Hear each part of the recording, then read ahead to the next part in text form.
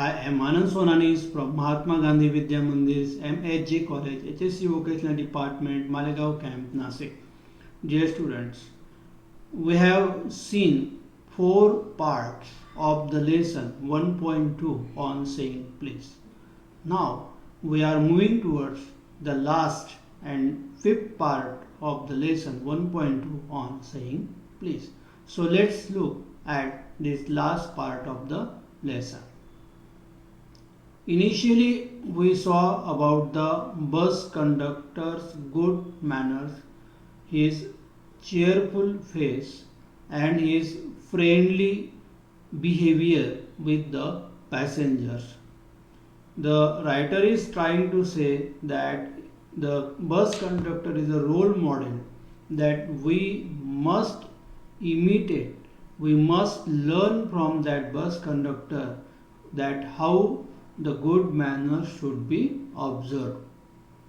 आपण गेल्या भागामध्ये पाहिलेलं आहे की बस कंडक्टर पासून आपण आदर्श घेतला पाहिजे, शिष्टाचार कसा पाळला पाहिजे, तर याचा तो एक आदर्श उदाहरण आहे आणि म्हणून आपल्याला त्याच्याकडनं खूप काही शिकण्यासारखं आहे असं लेखकाने सांगितलेलं आहे. आता आपण आधी असंही पाहिलेलं आहे की बस कंडक्टर हा लेखकाला त्याच्या खिशात पॉकेटात पैसे नसताना तो त्याला तिकीट देतो, त्याला पूर्णपणे मदत करतो. त्याचा हा जो नम्र स्वभाव आहे, सभ्य स्वभाव आहे, हा त्याला खूप आवडलेला असतो. त्यानंतर आपण असं पाहिलं की लेखकाला जेव्हा तो मदत करतो तर लेखकाला त्याने जी केलेली मदत आहे ती कायम स्मरणात राहिली, पण त्यापेक्षा पण त्याचं निरीक्षण केल्यानंतर तो आणखीन जास्त स्मरणात राहिला. म्हणजे तो वेगवेगळ्या वयोगटातल्या माणसाशी अत्यंत व्यवस्थित वागतो.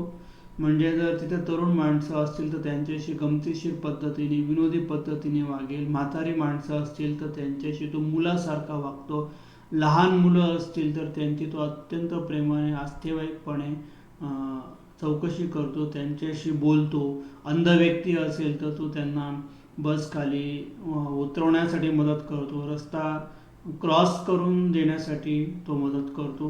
तर मग त्याचा हा जो स्वभाव आहे मदत करण्याचा, सहकार्य करण्याचा, हा जो काही मैत्रीपूर्ण स्वभाव आहे, या स्वभावामुळे लेखकाने आपल्याला काय सांगितलं आहे की he lightened his work in lightening their spirit he lighted his own task. म्हणजे स्वतःचं काम सुद्धा तो त्या वागण्यामुळे तो हलकं करून घेतो, त्याच्या कामाचा कोणताही तणाव त्याच्यावर येत नाही. आणि लेखकाने शेवटचं आणि महत्त्वाचं वाक्य असं वापरलं आहे की his Getty was not wasteful luxury but a sound investment.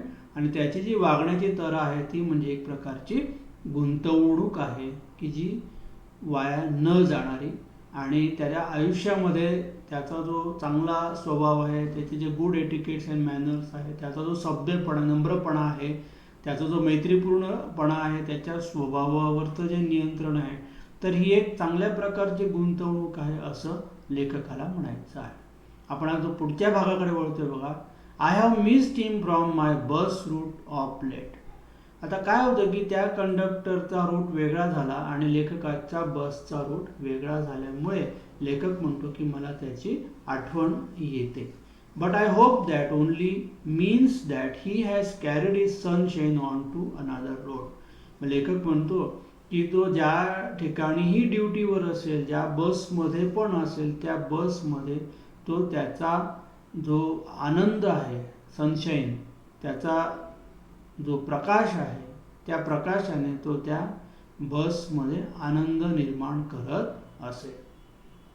आता इथे सनशाईन म्हणजे इथे सूर्यप्रकाश, म्हणजे इथे कंडक्टरचा आनंद, त्याचा उत्साह, त्याची प्रसन्नता, त्याचा वागण्यामधला नम्रपणा, तर ह्या सर्व गोष्टींचा कुठल्या ना कुठल्या तरी बसमध्ये इतर पॅसेंजरला त्याचा नक्कीच फायदा होत असेल अशी लेखकाला आशा आहे.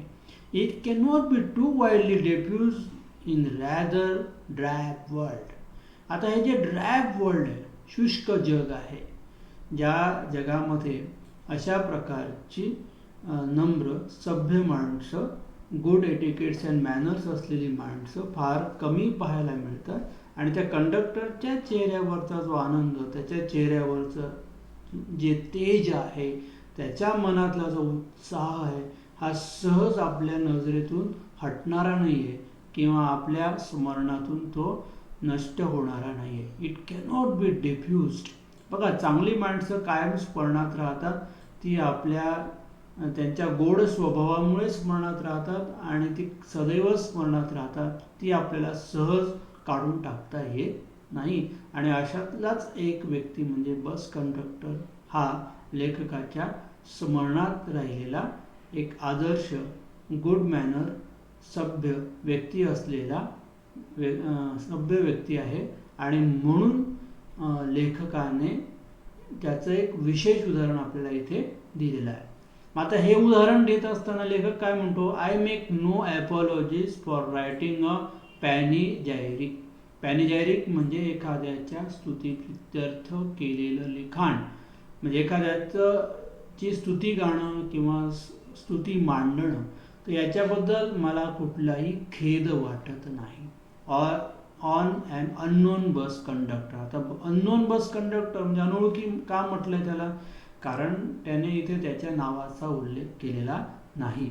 आणि म्हणून त्याला असं म्हणायचं आहे की मी पर्टिक्युलर बस कंडक्टरचा उल्लेख करत असताना मला यत्किंचितही खेद वाटत नाही किंवा मला त्याच्याविषयी असं कुठल्याही प्रकारची माफी मागण्याची गरज नाही आहे त्याची स्तुती करत असताना. म्हणजे इथे कंडक्टर या संपूर्ण पेशामध्ये त्याने विशिष्ट कंडक्टरचाच उल्लेख केल्यामुळे आणि त्या कंडक्टरचं वागणं, त्याचं बोलणं, त्याचे सगळे एटिकेट्स, मॅनर्स, त्याचा जो आनंदी स्वभाव आहे, तर याचं वर्णन करत असताना लेखकाला कोणताही खेद वाटत नाही. If Wordsworth could gather lesson of wisdom from the poor leech gatherer on the lonely moor, I see no reason why lesser people should not take lessons in conduct from one who shows how a very modest calling may be dignified by good temper and kindly feelings. आता इथे एक महत्त्वाचा मुद्दा लक्षात घ्या की bus conductor हा जो व्यवसाय आहे किंवा पेशा आहे, तर याच्यामधून आपल्याला आदर्श घ्यायचा आहे. म्हणजे आपल्या जीवनामध्ये व्यक्ती छोटी असो की मोठी, जी पदाने मोठी असो किंवा छोटी असो, तो काय काम करतो, छोटं काम करतो की मोठं काम करतो, तर हे महत्त्वाचं नाही आहे. पण त्या व्यक्तीकडून आपण आदर्श घेऊ शकतो हे महत्त्वाचं आहे. म्हणजे जीवनामध्ये आपल्याला आदर्श कोणाकडूनही घेऊ शकता येतो. आणि म्हणून लेखक असं सांगतो आहे की जर विलियम वर्ड्सवर्थ, इंग्रजी कवी आहे, हा जर एका सामान्य लीच गॅदररकडनं शहाणपणाचे धडे शिकू शकतो, तर आपण एका बस कंडक्टरकडनं एटिकेट्स अँड मॅनर्सचे धडे का शिकू शकत नाही? तर नक्कीच आपण शिकू शकतो. आणि म्हणून लेखक सांगतो, I see no reason why lesser people should not take lesson in conduct from one who shows a very modest quality. म्हणजे जो कंडक्टर आहे की ज्याचं बोलणं अत्यंत मॉडेस्ट, नम्र स्वरूपाचं आहे, अत्यंत डिग्निफाईड, प्रतिष्ठित पद्धतीने तो वागतो, प्रतिष्ठित पद्धतीने तो बोलतो, त्याच्या मनामध्ये पॅसेंजर्स विषयी अत्यंत मनापासून सेवा देण्याची जी इच्छा आहे, त्यामुळे तो त्या पॅसेंजर्सचं मन जिंकून घेतो. आणि त्याचा हा जो मैत्रीपूर्ण स्वभाव आहे, हा जो त्याचा गुड टेम्पर म्हणजे चांगला जो स्वभाव आहे आणि त्याची जी चांगली भावना आहे, तर ही भावना निश्चित वाखाणण्यासारखी आहे, प्रशंसा करण्यासारखी आहे. आणि आपण अशा व्यक्तींचा आदर्श घेतला पाहिजे. म्हणजे इथे लेखकाला असं म्हणायचं आहे की समाजामध्ये जगत असताना आपल्याला अनेक माणसं भेटतात, अनेक स्तरातले, अनेक लेव्हलची माणसं भेटतात. मग ती श्रीमंत असतील, गरीब असतील, पदाने उच्च असतील, पदाने कनिष्ठ असतील, पण आपल्याला एक माणूस म्हणून अशा व्यक्तीमधले चांगले गुण स्वीकारून आपल्या जीवनामध्ये त्याचं अनुसरण करायचं आहे. आणि म्हणून ते बस कंडक्टर हा व्यवसाय समाजाच्या दृष्टीने जरी मध्यम किंवा छोट्या स्वरूपाचा जरी असला तरी त्याच्यातली काम करणारी जी माणसं आहे त्या माणसांमध्ये भेटलेला एखादा माणूस हा जर आपल्याला आदर्श वाटला तर आपण निश्चित त्याचे आदर्श घेऊ शकतो, त्याचं अनुकरण आपण करू शकतो. आणि म्हणून लेखकाला त्याचा कुठलाही खेद वाटत नाही. I make no apologies for writing a panegyric on an unknown bus conductor. Next paragraph. It is a matter of general agreement that war has had a chilling effect upon those little everyday civilities of behavior that sweetens the general air. आता इथे सामान्य सहमतीचा प्रश्न आहे. General agreement that war has had a chilling effect upon those little everyday civilities of behavior that sweetens the general air. आता जे लोक त्यांच्या जीवनात दररोजच्या जीवनात थोड्याफार प्रमाणात का असेना सभ्यता पाळतात त्यांच्या जीवनात कितीही मोठं युद्ध आलं, संघर्ष आला तरी त्याचा परिणाम हा शांतच दिसून येतो. चिलिंग इफेक्ट म्हणजे काय? थंड असा परिणाम. म्हणजे जी लोक सभ्यता पाळतात त्यांच्या मनावर प्रचंड संयम, कंट्रोल असतो, त्यांच्या वागण्यामध्ये एक अदब असते, सभ्यपणा असतो, नम्रपणा असतो. त्याच्यामुळे कितीही मोठा ताणतणाव, कितीही मोठी संघर्षाची, युद्धाची परिस्थिती निर्माण झाली तरी त्याचा त्यांच्यावर विपरीत परिणाम, उलट परिणाम होत नाही. We must get those civilities back if we are to make life kindly and tolerable for each other. आणि म्हणून लेखक असं म्हणताय की ही सभ्यता आपल्याला आपल्या जीवनामध्ये परत आणायची आहे जर आपल्याला आपलं जीवन अत्यंत नम्र, सहिष्णू बनवायचं असेल तर. टॉलरेबल म्हणजे सहिष्णू किंवा सहनशील बनवायचं असेल तर आपल्याला नम्रपणा, सभ्यपणा धारण करावाच लागेल. We cannot get them back by invoking law. आता लोकांमध्ये जर आपल्याला नम्रपणा किंवा सहिष्णुता या भावना निर्माण करायच्या असेल तर बाय इन्व्होकिंग लॉ म्हणजे कायदा लादून, कायद्याने सक्ती करून आपण लोकांमध्ये अशा प्रकारची वागणूक आणू शकत नाही. The policeman is necessary symbol. आता पोलीस हा कायद्याचा रक्षक आहे, जो प्रतीक आहे. And the law is a necessary institution for a society. आणि कायदा ही समाजासाठी असणारी आवश्यक संस्था आहे. And that is still somewhat lower than the angels. सगळ्यात महत्त्वाचा वाक्प्रचार आहे की कायदा, पोलीस म्हणजे हे काय? Lower than the angels. Lower than the angels म्हणजे इट इज नॉट परफेक्ट. बघा इथे लोअर दॅन एंजल्सचा अर्थ दिला आहे, thou has made him man a little lower than angels. Here it means less than perfect. म्हणजे ख्रिश्चन धर्मामध्ये एक साल्म म्हणजे तो स्तोत्र आहे आणि त्याने म्हटलं आहे की दाऊ म्हणजे इथे परमेश्वराला उद्देशून असं म्हटलं, हे परमेश्वरा तू माणसाला असं बनवलं आहे की जो देवदूतापेक्षा कमीच आहे. म्हणजे लिटिल लोअर दॅन एंजल्स म्हणजे कुठल्याही देवदूतापेक्षा माणूस हा कमी आहे. म्हणजे काय की माणूस हा देवदूताप्रमाणे, परमेश्वराप्रमाणे, देवासारखा परफेक्ट नाही आहे, तो अपूर्णच आहे. It means less than perfect म्हणजे माणूस हा परिपूर्ण नाही, परिपूर्णतेपेक्षा तो थोडासा काय आहे? कमी आहे. आणि शेवटी कायदा राबवणारे किंवा पोलीस ही सुद्धा माणसंच आहे. आणि ही सुद्धा माणसंच असली तरी ही काही अशी देवासमान परफेक्ट नाही. They are lower than the angels.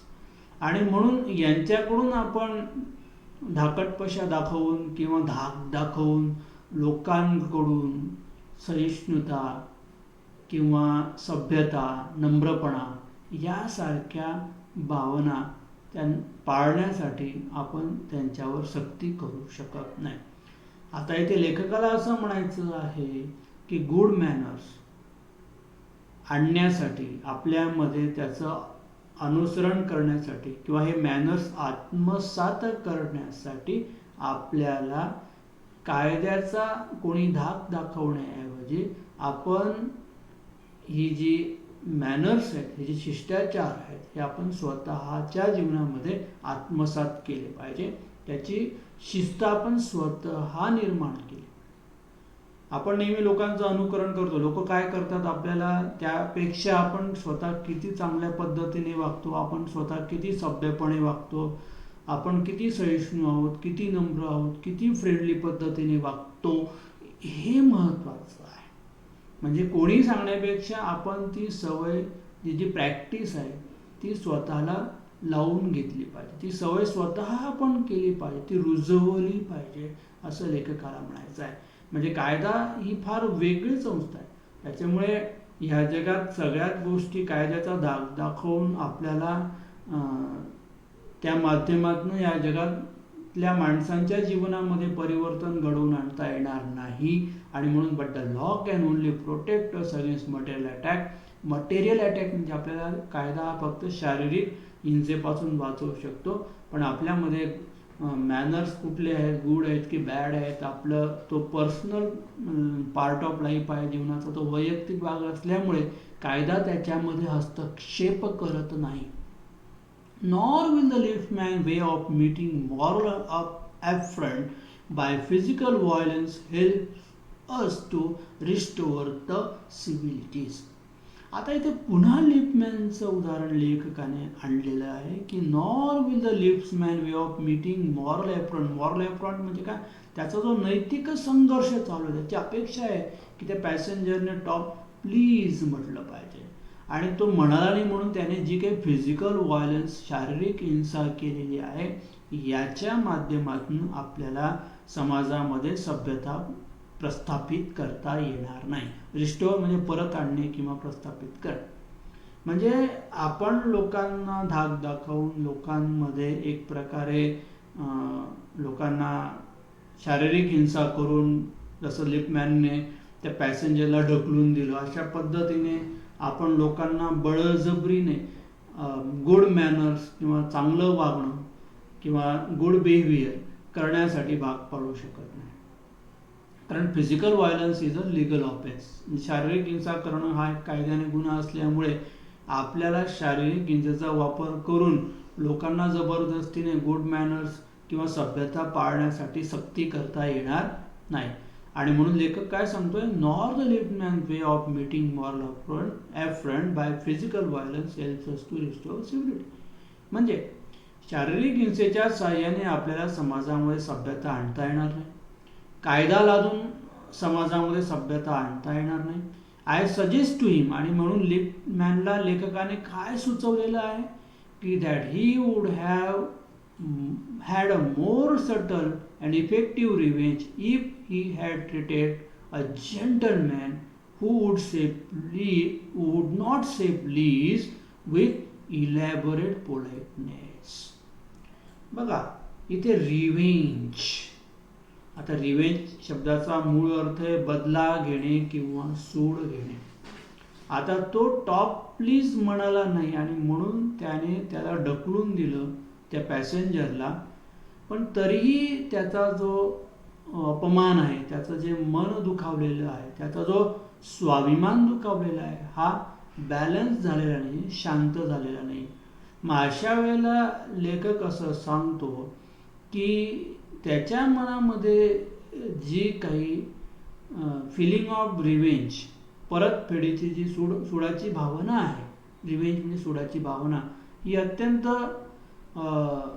जरी मोर सटल अँड इफेक्टिव्ह, अत्यंत प्रभावी आणि सूक्ष्म जरी असली तरी ती सुडाची भावना त्याने शारीरिक हिंसेच्या माध्यमातून व्यक्त करायला नको होते.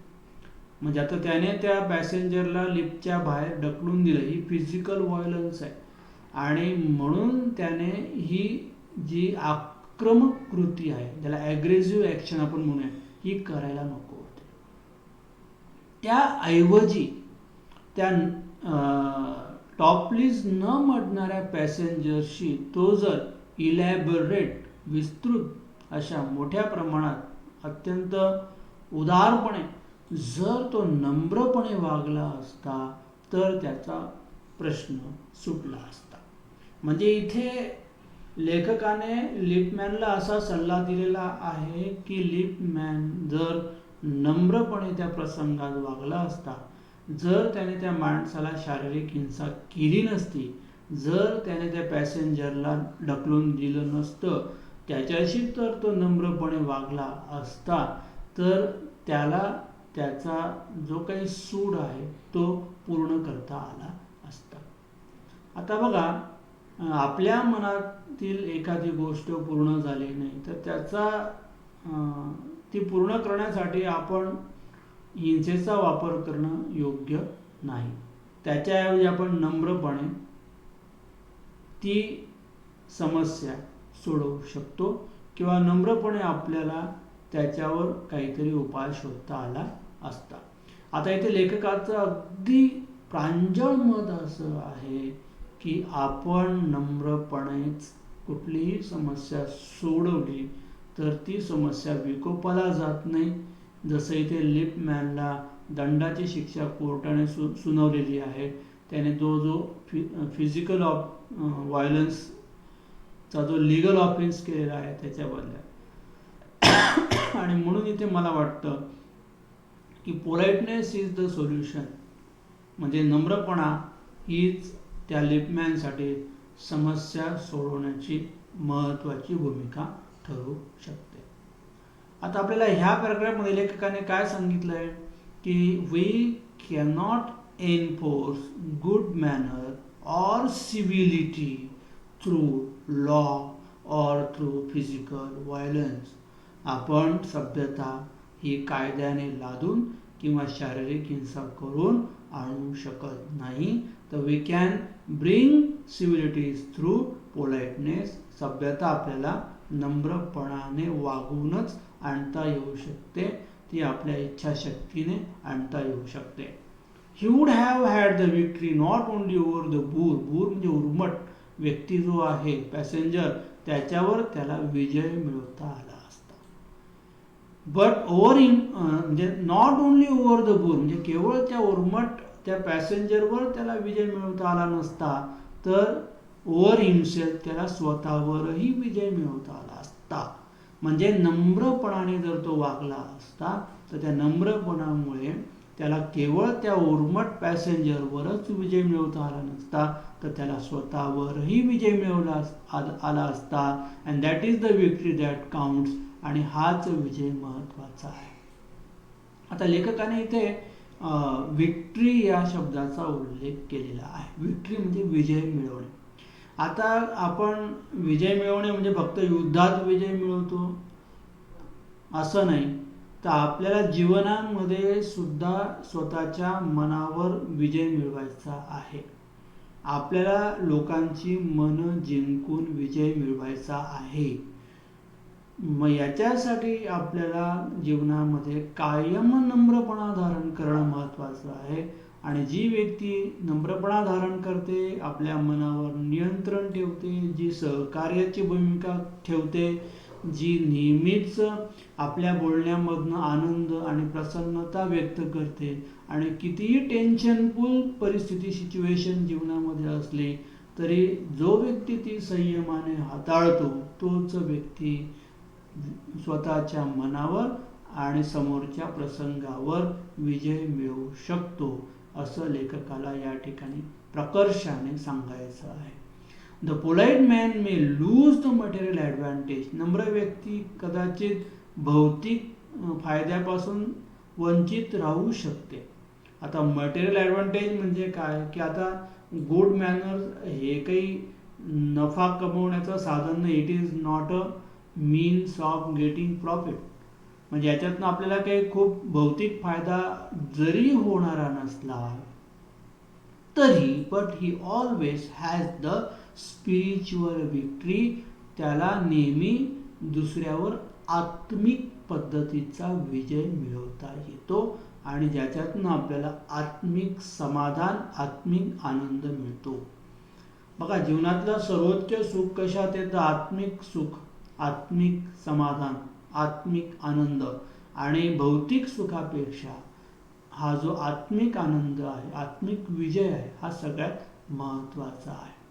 बघा, जेव्हा आपण एखादी गोष्ट स्वतः करतो आणि ती गोष्ट करताना आपल्याला जर यश मिळालं तर तो आत्मिक आनंद हा भौतिक सुखापेक्षा, भौतिक साधन संपत्तीच्या सुखापेक्षा सगळ्यात मोठा असतो. आता ते भौतिक आनंद म्हणजे काय? समजा पैसा, म्हणजे बँक बॅलन्स, प्रॉपर्टी किंवा आपलं घर असेल, याच्यातून मिळणारा आनंद हा भौतिक आनंद आहे, फिजिकल ॲडव्हान्टेज आहे. पण स्पिरिच्युअल विक्ट्री म्हणजे काय? की जसं आपण एखाद्या स्पर्धेत विजय मिळवला, एखाद्या खेळात विजय मिळवला, एखाद्या माणसाला समजवण्यामध्ये आपण यशस्वी झालो, तर किंवा आपल्या वागण्यामुळे जर आपण लोकांना आनंद देत असू आणि लोकांच्या मनामध्ये आपण आपली स्मरण म्हणजे आपली आठवण निर्माण करत असू, तर मला वाटतं तो जीवनामध्ये सगळ्यात मोठा आत्मिक आनंद आहे. शेवटी सर्वच माणसं आत्मिक आनंदासाठीच जीवनामध्ये संघर्ष करतात, कारण मटेरियल ॲडव्हान्टेज किंवा मटेरियल प्लेजर हा फार काळ टिकणारा नसतो, पण आत्मिक आनंद हा आपल्याला आयुष्यभर टिकणारा असतो. म्हणजे जसं आपण एखादी परीक्षा स्वतःच्या कष्टाने पास झालो तर ती परीक्षा आपल्याला आयुष्यभर कायम आठवण राहते, पण तीच जर आपण कॉपी करून पास झाला तर ती आपल्या लक्षात राहणार नाही. म्हणजे काय? की मेहनतीने मिळवलेला आनंद, मनावर संयम ठेवून मिळवलेला आनंद किंवा आपण सभ्यपणा ठेवून मिळवलेला आनंद हा जितका महत्त्वाचा आहे त्याच्यापेक्षा इतर कुठलाही आनंद हा मोठा असूच शकत नाही, असं लेखकाला म्हणायचं आहे. म्हणजे ते मटेरियल ॲडव्हान्टेज आणि स्पिरिच्युअल ॲडव्हान्टेज याच्यामध्ये दोन फरक आहे, की material has some limitation, spiritual has no limitation.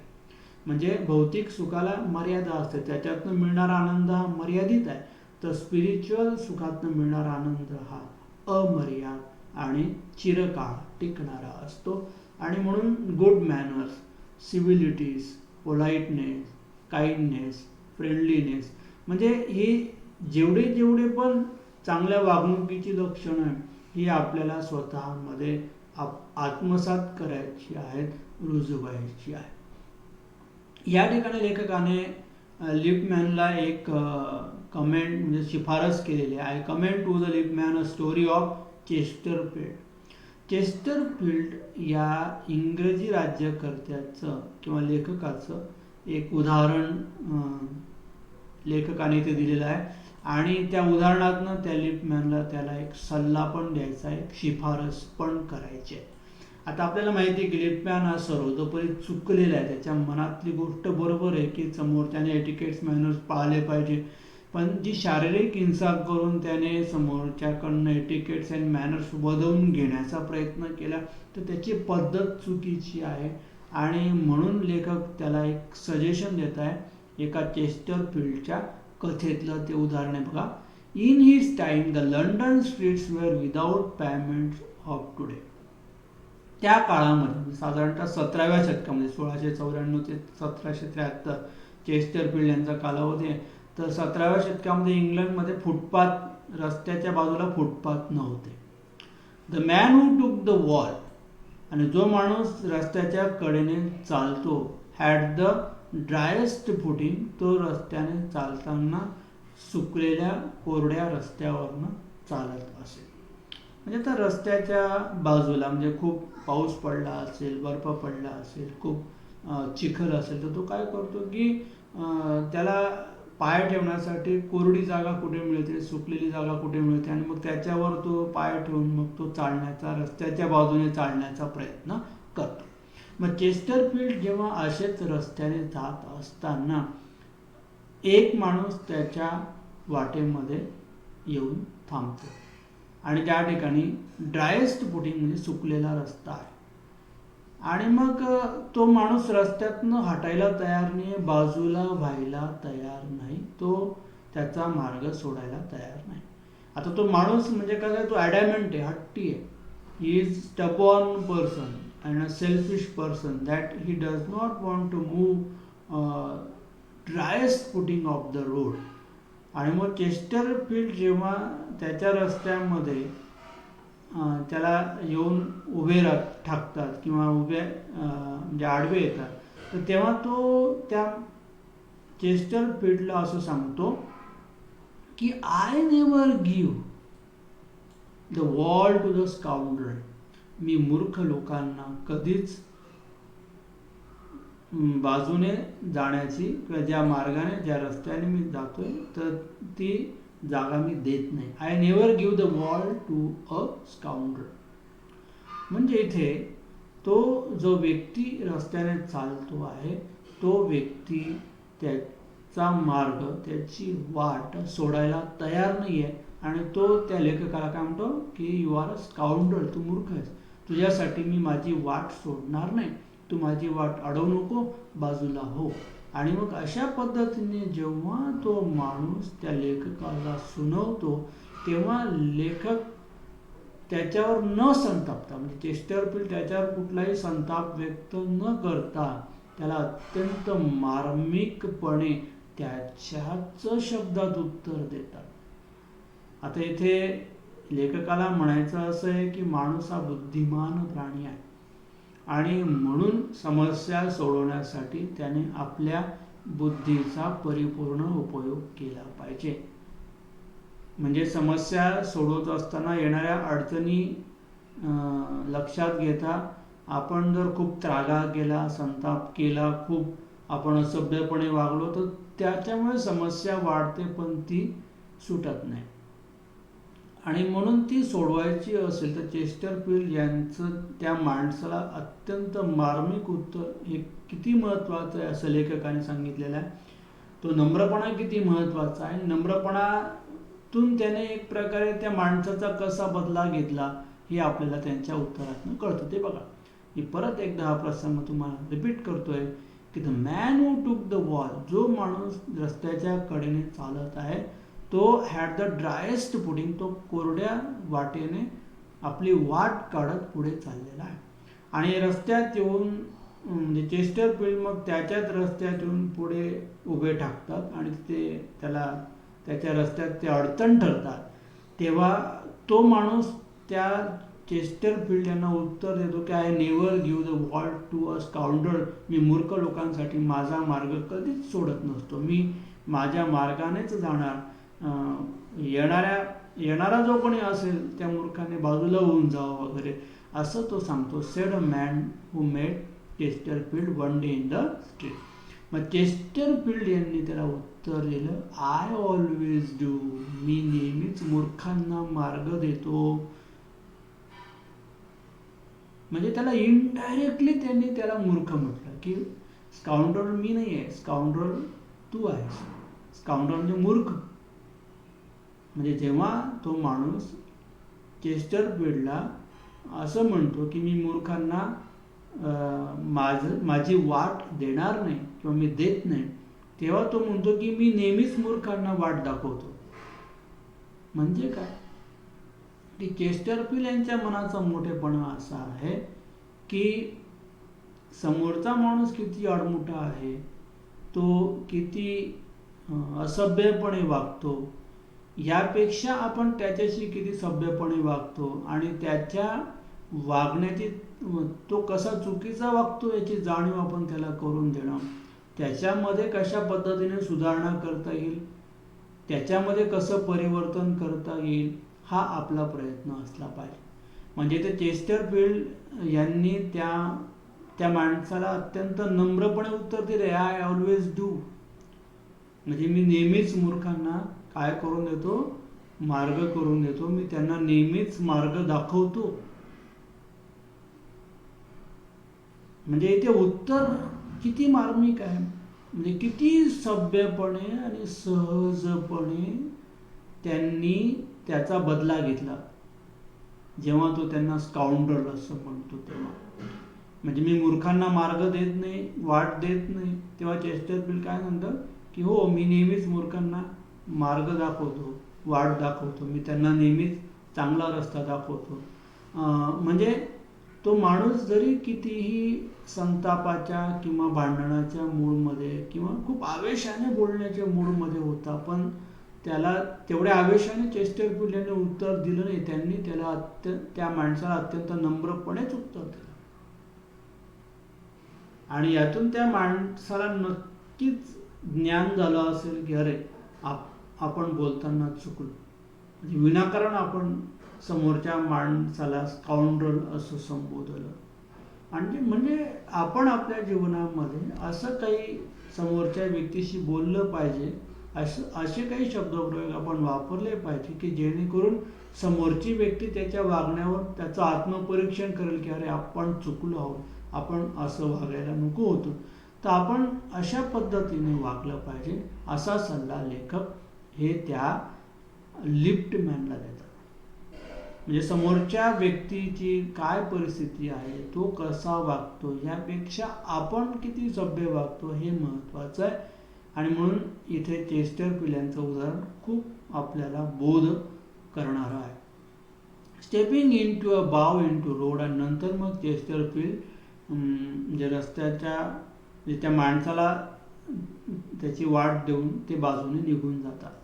आणि म्हणून लेखक शेवटी म्हणतोय, I hope the liftman will agree that his revenge was much more sweet than if he had flung the fellow in to the mud. म्हणजे त्या पॅसेंजरला त्याने चिखलात फेकून देण्याऐवजी, लिफ्टच्या बाहेर ढकलून देण्याऐवजी जर तो त्याच्याशी पोलाइटनेस म्हणजे नम्रपणे वागला असता तर त्याचा बदला हा अधिक आनंददायी झाला असता. बघा, शब्दांचा वापर आहे. शब्दांचा वापर आपण चांगलाही करू शकता, वाईटही करू शकता, पण आपण तो किती चांगल्या पद्धतीने, चांगल्या मॅनर्सने आपण आपल्या शब्दांचा उपयोग करतो हे पण तितकंच महत्त्वाचं आहे. बघा, आपण हॉट एक्सचेंज म्हणजे संताप, राग किंवा उद्वेग याच्यामध्ये आपण जे काही म्हणजे मोठे मोठे शब्द वापरतो किंवा अपशब्द वापरतो, तर आपल्याला इतक्या टोकाला जाऊन बोलण्याची गरज नसते. जर आपल्या जीवनामध्ये म्हणजे सभोवताली समाजामध्ये जर अशी काही प्रक्षोभक परिस्थिती, उद्विग्न परिस्थिती निर्माण झाली, तर अशा परिस्थितीमध्ये आपल्याला उलट अधिक नम्रपणे वागणं महत्त्वाचं आहे. म्हणजे जसं ॲक्शन इन टू रिॲक्शन, म्हणजे समोरच्याची ॲक्शन जर आवेगात असली तर आपली रिॲक्शन ही तेवढी शांत, तेवढी नम्र, पोलाईट असायला पाहिजे. म्हणजे तर आपल्याला त्या प्रसंगामधून काहीतरी उपाय शोधता येतो. म्हणजे इथे गुड मॅनर्स, एटिकेट फॉलो करताना आपल्याला जेवढी सभ्यता, जेवढा नम्रता पाळता येईल तेवढी आपण पाळली पाहिजे. आणि आपल्यामध्ये जितका चेअरफुलनेस, आनंददायीपणा, प्रसन्नता टिकवता येईल तितकी आपण टिकवली पाहिजे. हेच या धड्यातून A.G. गार्डिनर यांना सांगायचं आहे. तर या ठिकाणी आपण हा धडा संपवलेला आहे. आपण या धड्याचा अत्यंत बारकाईने अभ्यास करा, त्यातल्या शब्दार्थांचा, वाक्यप्रयोगाचा अर्थ नीट समजून घ्या आणि त्यानुसार त्या धड्यावरचे प्रश्न उत्तर किंवा जी काही ॲक्टिव्हिटी असेल ती सोडवण्याचा प्रयत्न करा. तेव्हा आपण पुन्हा भेटूया 1.3 द कॉप अँड द अँथीममध्ये पुढच्या व्हिडिओ लेक्चरमध्ये. So till then, good bye, thank you.